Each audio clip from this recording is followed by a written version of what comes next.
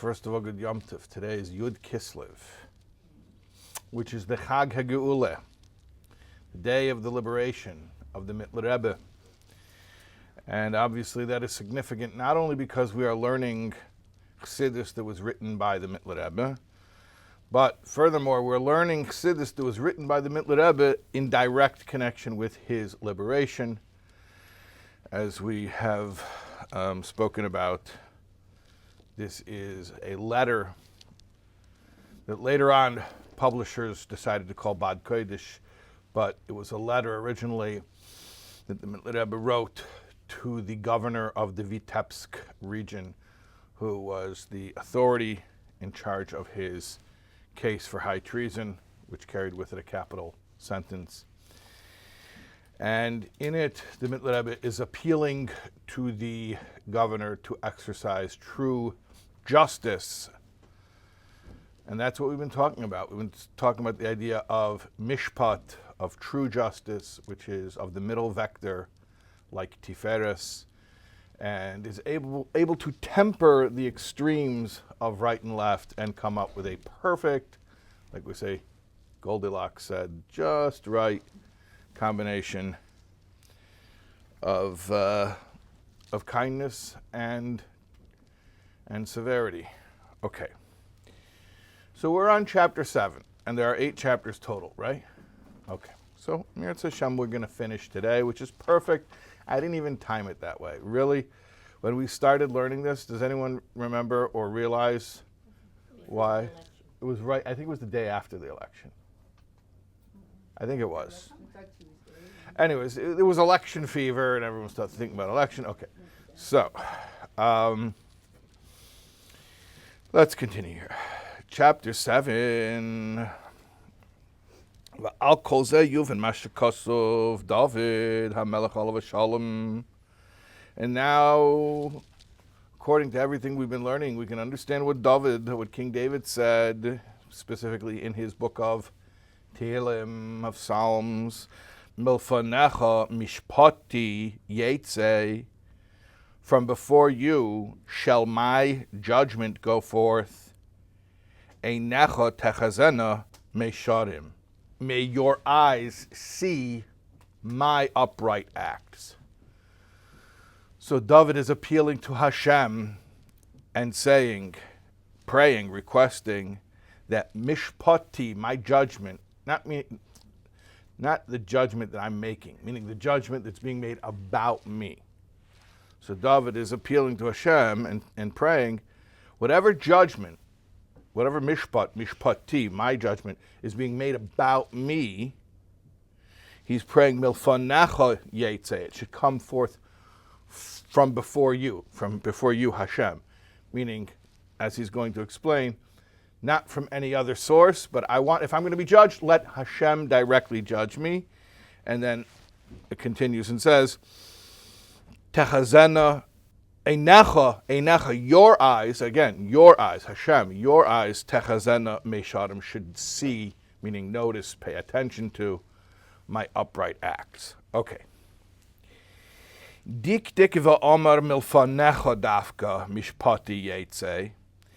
He's very precise in saying that my judgment should come forth from before you, from before Hashem. V'lama lechofetz b'mishpat hasheftim hamamunim. Why wouldn't he want to be judged by the appointed judges? That's what they do. They're the professional judges. Let them do their thing. Let the judges judge. No, says David, I don't want anyone to judge me except Hashem. Let Hashem judge me. What we're saying, and he's going to explain this, is that human mishpat is flawed, and that Hashem's mishpat is precise.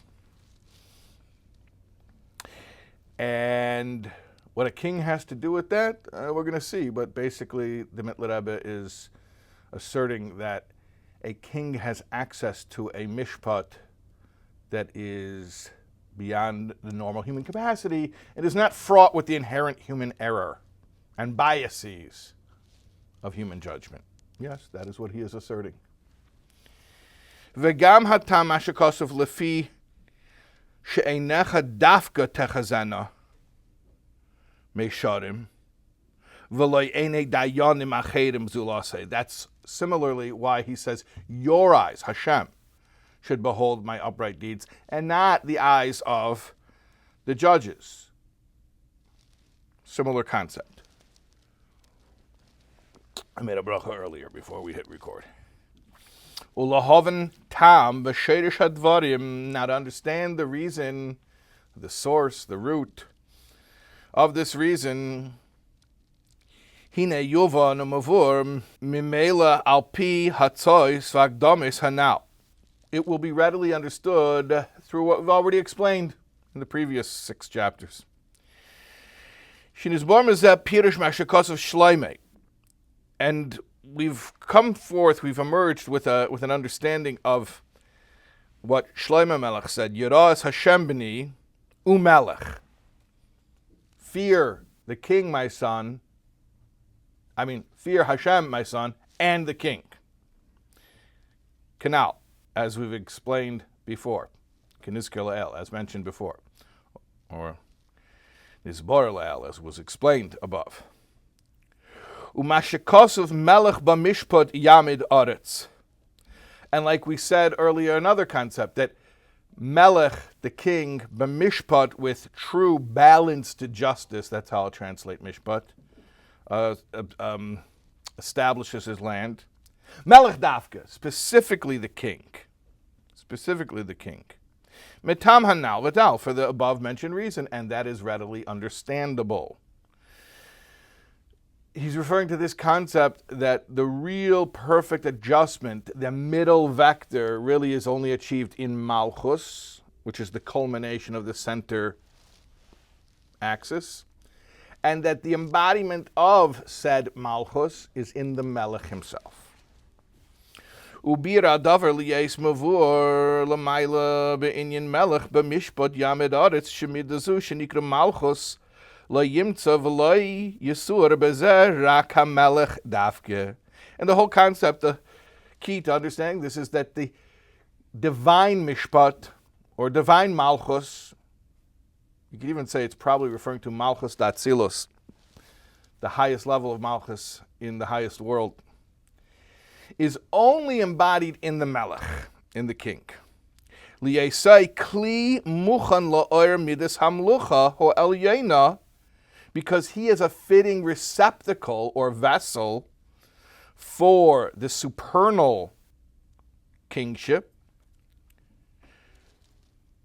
Shemuzgav v'klula mebeis hafachim dechesed v'din shebemidas hamitzuanal, which, as we've mentioned before, Malchus is a perfect combination and balance between chesed on the right and din on the left. Ad she'ein b'midas hamitzua hanal netiel yamin usmal, to the extent that there is no deviation, proclivity for deviation, netia, like proclivity. There's no proclivity for deviation, 1 iota to right or left. It's the perfect balance. Perfect balance. Rak kefi hamida hanachina ubrura betachlis. It's the perfect, precise, ultimate balance. Shenikra mishpat emes dafka canal, which is also called mishpat emes, which is almost a redundant term because mishpat means perfect balance, as we've learned. And emes also is a word that connotes perfect balance. Emes is a byword for tiferes. Emes shows the aleph through the tuf and the mem, fulcrum, I'll call it, in the middle. Okay. So basically, the Melech is the embodiment of Malchus, and Malchus is the perfect balance of the two extreme vectors. It's not too kind and lenient. It's not too harsh and condemning. It's the perfect balance. He's still explaining. That's why David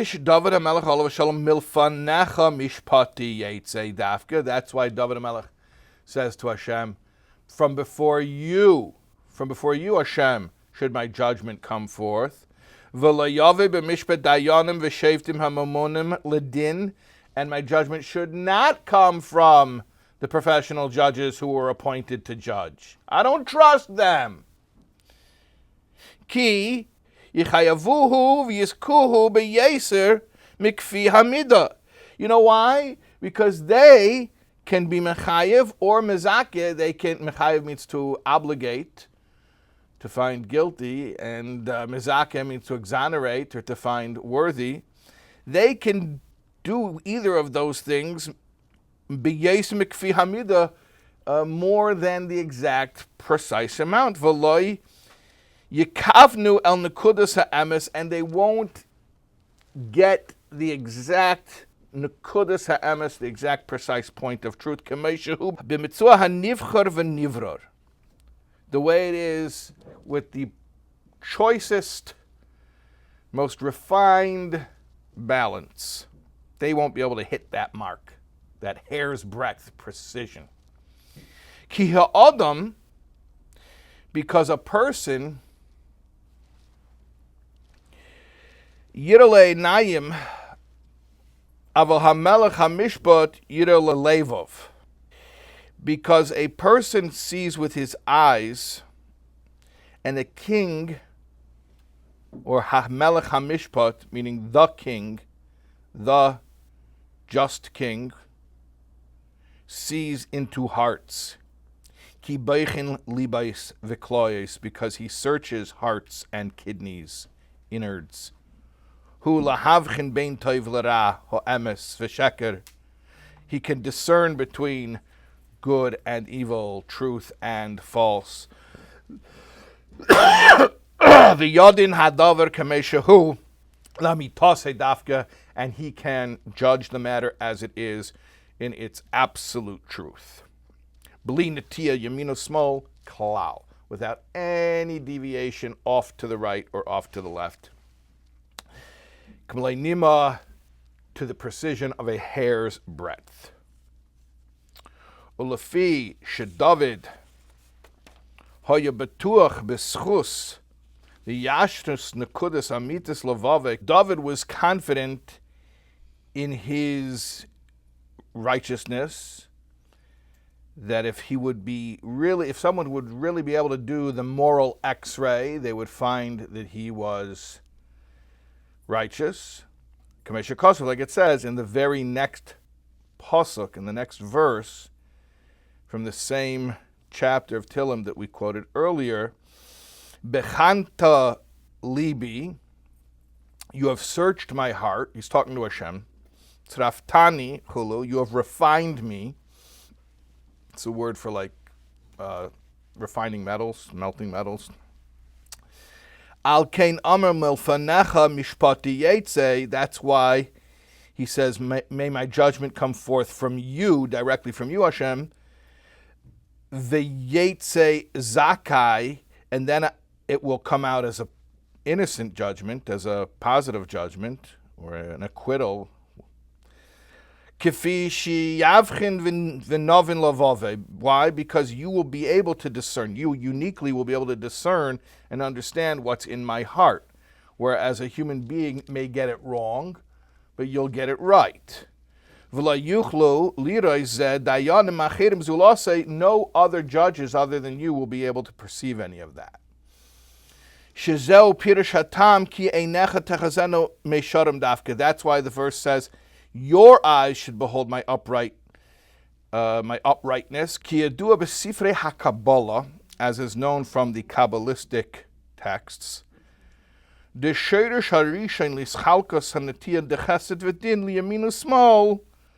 Beseichel v'leiv kanal, b'tzir gimel kaven de Chabad chagas kanal hu b'bechinas hakeser. That the beginning of the branching off of right and left divisions, of whether it's in Chabad or it's in Chagas, meaning whatever level that it happens in, the beginning of that branching, where you have different proclivities, is in Keser. It's in the level of Keser, which we know is Ratzain, which is will. Sha'al gabe kavam tzoi, which is on the top of the middle vector. Shebechinas Ratzain haposhet, sheba'atzmos hanefesh, which is often referred to as the simple desire of the soul. K'mei shehu terem sheyischalik lebeis hetiyos rotzein de chesed v'din lahates b'seichel v'lev kanal. And that's a simple rotzein before it is articulated into directions of chesed or din. Could you repeat that? Yeah, so he's saying that everything in the spheroids it's either characterized as right or left or center. The state where it didn't yet break off into either vector is in Rotzain, because it's the highest level. It's the first phase. It's often referred to as the makif, the crown. Keser is literally the crown, which it goes on the head. It's not in the head. It's not in the system. It's above the system. So it's this concept of being higher than, meaning prior to all the other levels. It's also in the center, meaning ultimately it contains within it all the extremes. So he's saying that once the system gets going, you have these three different vectors. But prior to the system really beginning, where it begins in Chokhmah, everything exists in potential. It's not yet articulated, and it can go any direction. So Keser has everything, but it has it in a completely unarticulated state. It hasn't chosen a side yet, so to speak. Then from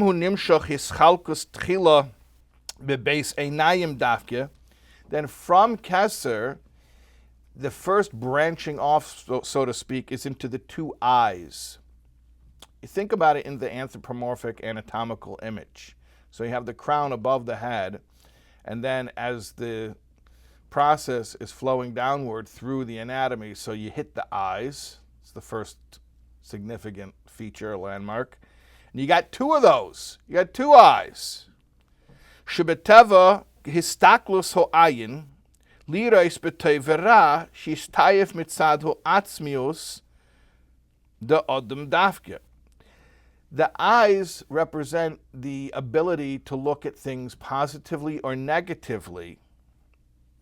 And those are particular articulations of the potential to see good or bad that was in the unarticulated level. Kamei ha'av al b'nai, for instance, a father and a son.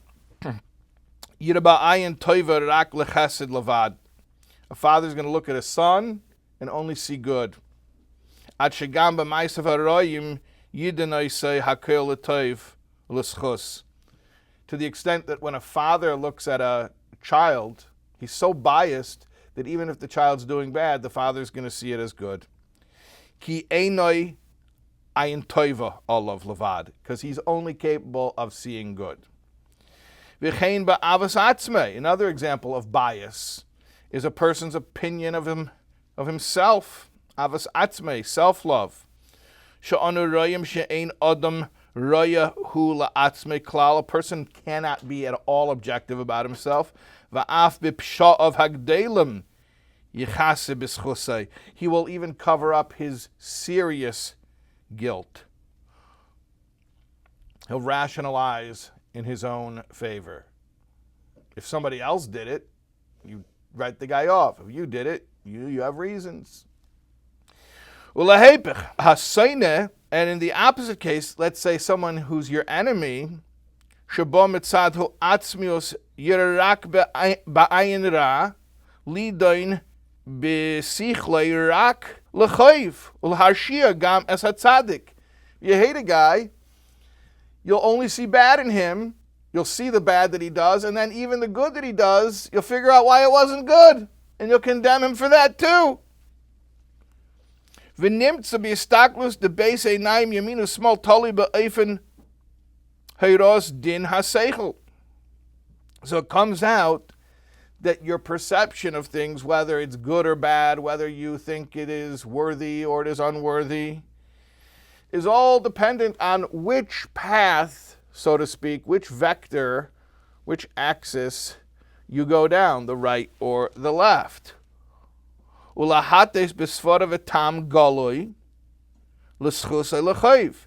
And then will you pursue a rationale that is to find merit, or will you pursue a rationale that is to find condemnation?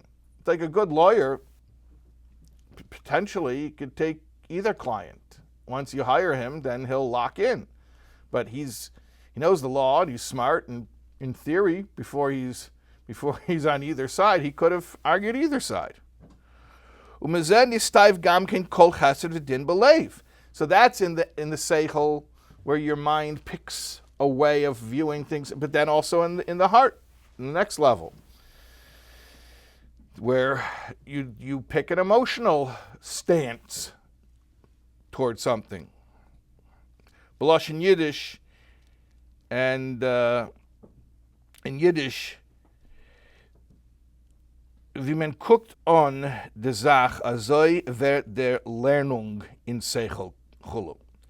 The way you see something, that's how you're gonna, I'll call it rationalize it. That's how it's gonna make sense to you. Meaning, cognitive bias. Your mind is going to make things conform with your pre-existing opinion about things. That's why David is speaking to Hashem and saying, Hashem, einecha, your eyes. I don't want human eyes to look at me because they always get it wrong. One way or another, they have their bias. Hashem, I want your perfect, precise perception. Because the just king above, meaning Hashem, Bob is chalkus de chesed gvura shbebeis einayim biskallos umaziga kechad bebechinas hamitzua, because Hashem is able to perfectly balance the right and the left eye. Shehu hayeshiva ha'emes, which is the straight path and the true path. Kamei shehu be'etzim, the way it really is. Bli natiya, you mean a small canal, without any deviation, right or left. That's why David is saying, your eyes, Hashem, should perceive my upright acts. He's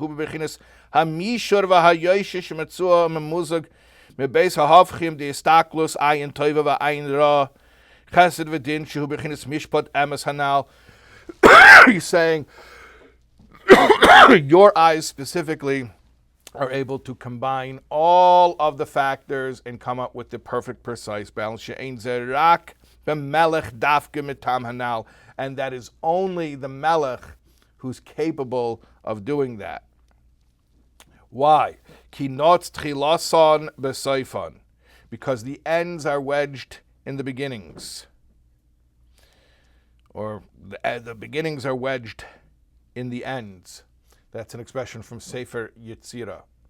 It means it's a cycle, that the end comes back full circle to the beginning. B'chinas hakaseh shelamayla chochma bina v'chesed gvura. So you have Keser, which is higher than chochma and bina, and it's higher than chesed and gvura. It's higher than the intellectual and emotional system. Hu shemeir b'malchus, seif d'chol dargin. Keser shining into Malchus, which is the end of all phases. Shenikra Keser Malchus, which is also sometimes called, with that compound phrase, Keser Malchus. In other words, Keser and Malchus are the furthest spheres from each other, but in a way they're the closest, because you come back full circle. So if Keser is that level that's above the system, that's before things get divided into right and left, Malchus, even though it's the end and you would think, oh, it's after all that division has already taken place, it's the most fraught with all of that division. No. It actually has access, the bottom sphera has access back to the top one and gets the perfect combination or balance that is not biased to one direction or the other.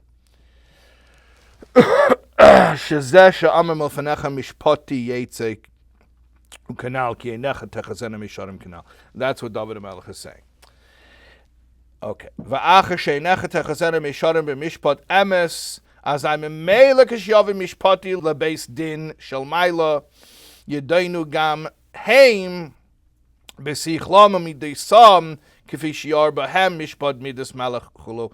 And then, if your eyes, Hashem, look at my case, and judgment comes from you, which is going to be perfect, then automatically in the heavenly court, they will follow that. They will reiterate that, and I will have a proper judgment that is coming from the king, from Hashem, the king.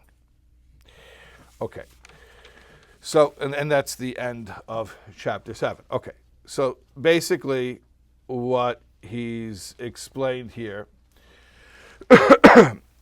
is this concept of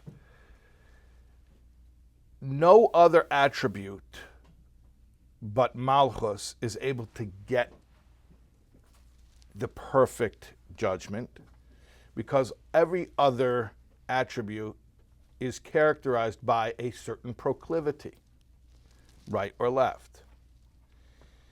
Malchus is connected to Keser, which is the highest sphera, which is sometimes even considered not a sphera, but like a pre-sphera, in that it exists above all these divisions, so it's not contained or characterized by these divisions. So it's really uniquely Malchus or Keser Malchus that has this capacity not to deviate. Chesed is always going to chesed, Gvura is always going to Gvura, but Malchus / Keser is always going to get it just right. Yeah. What about the middle? Tiferes also, I mean, we spoke for a few chapters previous. In fact, before he taught us about Malchus, he taught us at length about Tiferes. Does he go into it in the next chapter? Well, Tiferes also, we were explaining, is that perfect balance, right? Which is why it's called Tiferes, because it has that perfect aesthetic harmonization. But maybe we'll say it like this. Tiferes balances, and Malchus even more so, because Malchus is like the culmination. It's the culmination of it all.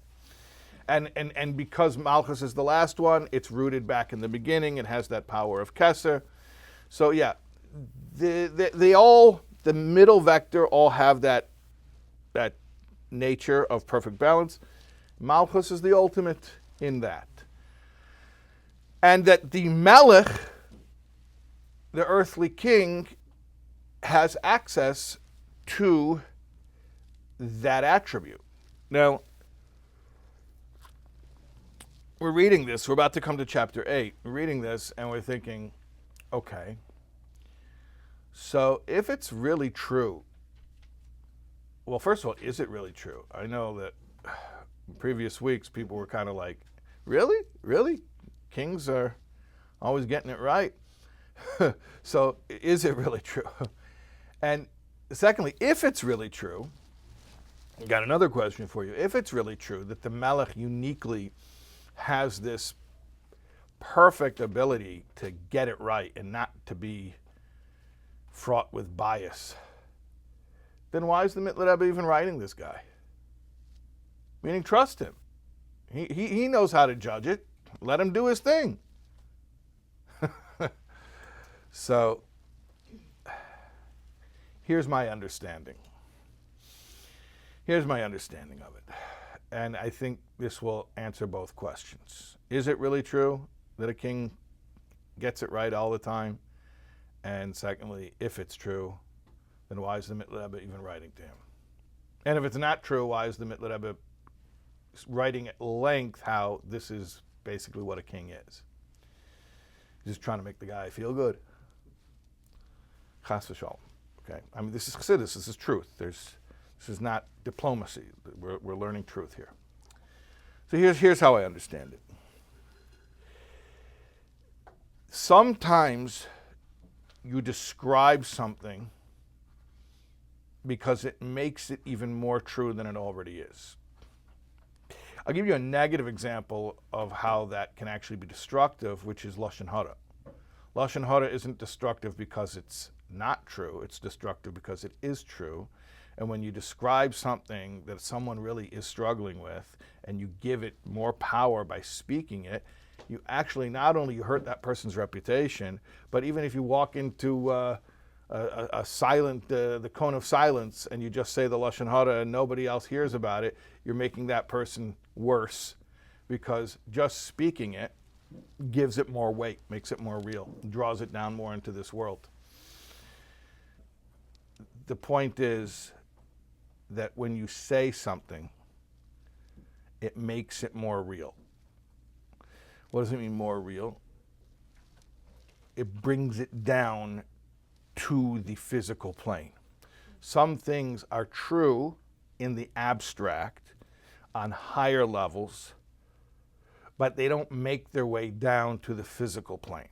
That's also one of the reasons why this world is called the Alma de Shikra, the world of falsehood, because not all truth is revealed down here. So the reality is that the Melech has this special capacity. But is it always revealed? Clearly it's not always revealed.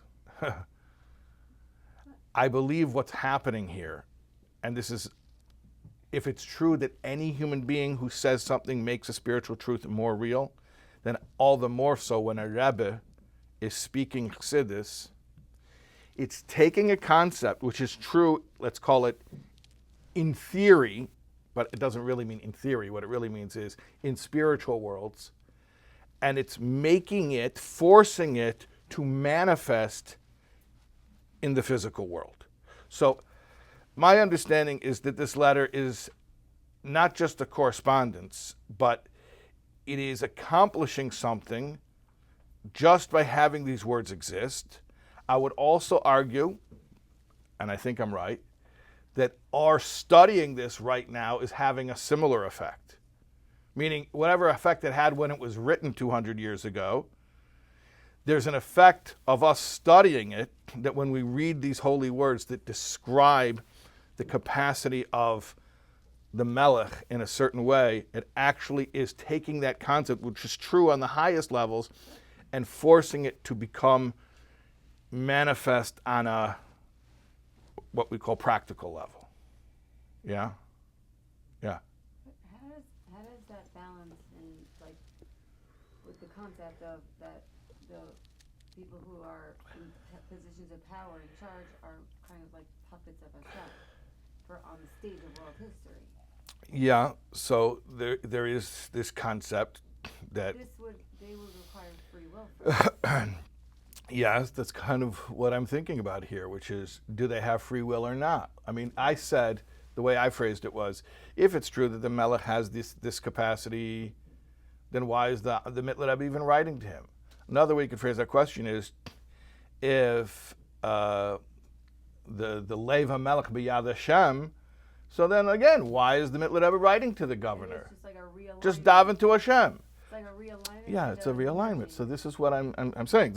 Your question is essentially the same question of, right, why is it necessary? If it's true already, like don't even worry about this guy. Right.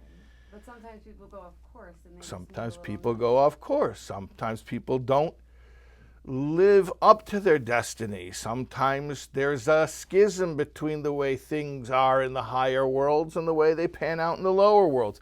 Now, eventually, like in the stock market, there's a correction. But what we're trying to do is make sure that the physical world is going to match the way things are in the world of truth right now. That's my understanding of what's happening when the Mitteler Rebbe is writing to this governor. And as I said, it's my understanding that we are causing something similar to happen right now. Okay, let's finish the discourse. Ois Ches, chapter 8. It's a short one.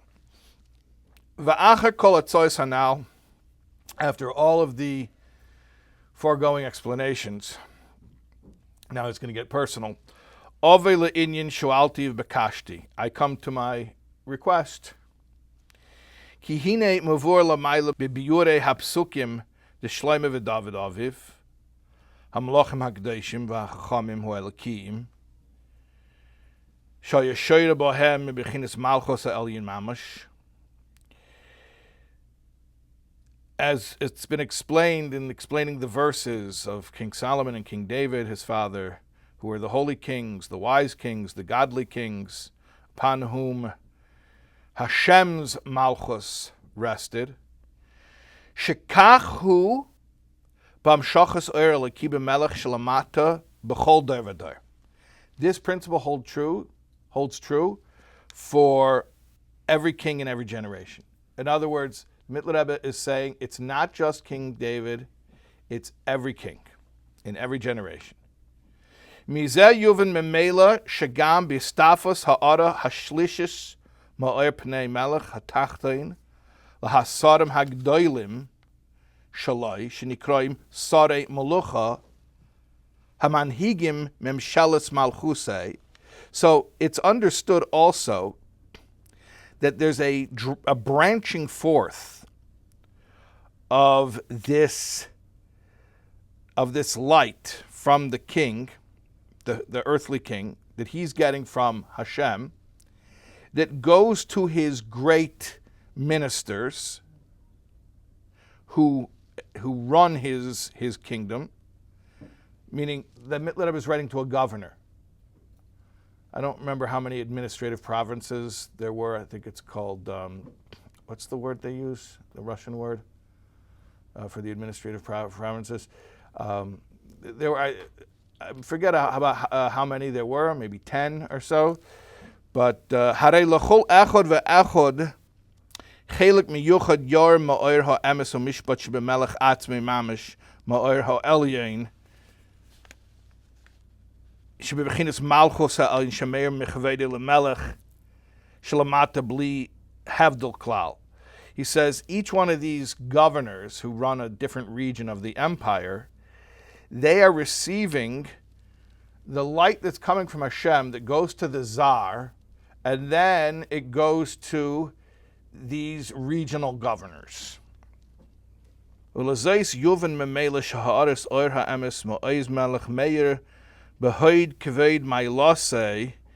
understood that the king's glory is shining in you, meaning in his excellency. That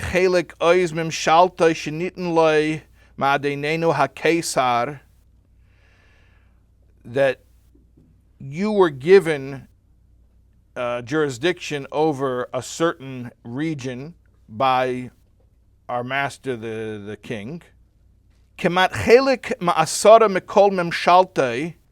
which is almost a tenth of his entire empire. So I guess this region constituted a tenth of the entire Russian Empire, which I guess means it was a pretty significant, there's being the governor of, should I say a state and make people upset on YouTube? Yeah, I mean, there's being the governor of California, which is a pretty big deal, and there's being the governor of Wyoming, which is not as, I'm sorry to say, it's just not as big of a deal.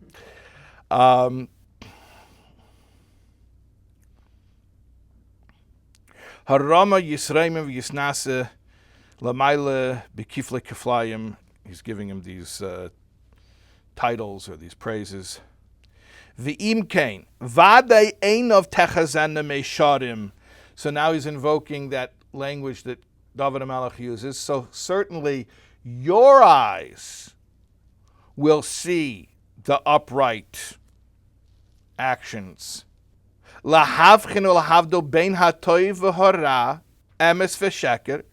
will be able to make a correct distinction between good and bad, truth and false.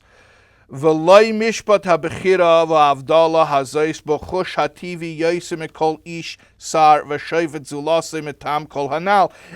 the one who has the ability to make this distinction more than any other person, any other official besides you in the entire world for the above mentioned reasons. In other words, no one else is even capable of accurately understanding my situation. You uniquely were placed in a position that if you look at my situation, you're going to be able to assess it in a truthful way. B'mashikosav David HaMelech olav hashalom ilfanecha mishpati yetzei chulu. In a similar manner to what we were saying before, that David was asking his judgment should come forth from Hashem. Kameshikosav Shlomo b'nai olav hashalom, and like David's son Shlomo said, Yiras Hashem b'ni u'melech chulu, fear Hashem, my son, and the king, as we explained at length before, to revere the king in a way that is an extension of one's reverence of Hashem. That's why I only want your judgment. Very interesting explanation. He's not saying be lenient. He's not saying give me a break. He's saying be you. You're the only one who can do this. I don't want anyone else looking at my case because they're not capable of properly looking at my case. I want you to look at my case because the Malchus is shining through you, and you're the only one who's going to be able to get the precise mishpat. So I only want it to come from you. You're the one who's going to get the exact precise truth. Because you're the one who's going to be able to see things without deviation, right or left. In other words, the Mitteler Rebbe is saying to this governor, you are above human bias. Anyone else, they're going to already have their opinion made up. Maybe it's anti-Semitism, maybe it's whatever other personal considerations they have. But he's saying you are in a unique position that you can actually channel Hashem's Malchus, Hashem's Mishpat, and not judge me in a biased way or in a prejudiced way. Va'ani mekabel al atzmi bi'ahava uvarotzein kedinu mishpat melech elyon. And I accept upon myself with love and with will. I think the right way to translate this is your judgment as it is the judgment of the supernal king. Muftachani betum levave bechol drachov. I'm confident in your sincerity of heart in all of your ways. V'shvilov yotzikaer mishpati v'yechaneni b'reiv chastei v'tuvei l'fakeach alai ba'ain toiva lachseis oisi b'tzel kanfei chastei lahaser me'olai kol kitrugei shav v'lo yekubel lafonov oid v'dal.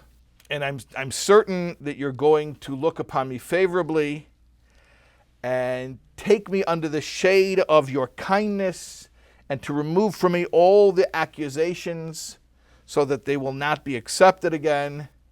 And this is sufficient for the understanding. And that is the end of Baad Kodesh. So, God willing, our learning this will accomplish that those who are in power, whoever they are, on whatever level, in whatever countries, we're Americans, we always think there's only one country in the world. But whatever countries, wherever in the world, that the leadership should be a true reflection of Hashem's precise judgment, not with any deviation to the right or to the left. All right.